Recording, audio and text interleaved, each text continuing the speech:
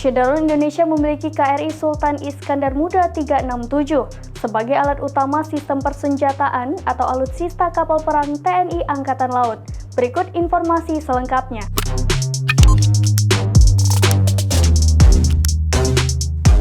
Shahdarul dikabarkan kapal perang Republik Indonesia Sultan Iskandar Muda atau KRI SIM 367 memimpin latihan peperangan anti udara atau Air Defense Exercise 322.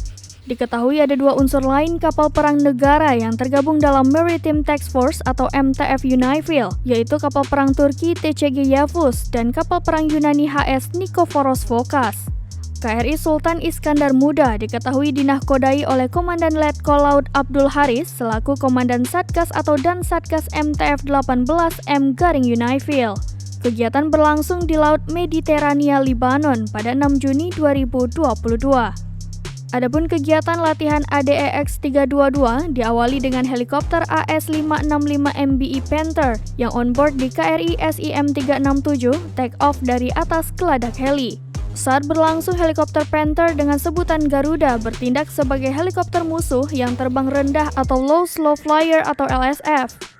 Selanjutnya, Garuda mendapatkan tugas untuk melaksanakan skenario profil serangan terhadap konvoi sebanyak 2 kali dan direspon oleh KRI SIM 367 dengan mengisyaratkan pembentukan takbir sektor kepada 2 kapal perang lainnya untuk melakukan aksi pertahanan udara.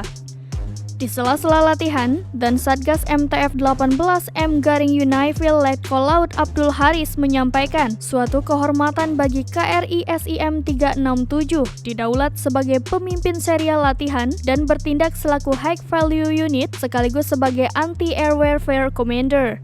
Menurutnya, tujuan dari latihan bersama yang diadakan secara periodik oleh seluruh kapal perang UNIFIL Maritime Task Force atau MTF di perairan Libanon untuk menguji respons serta kesiapan unsur-unsur MTF UNIFIL dalam melaksanakan pertahanan menghadapi bahaya ancaman udara.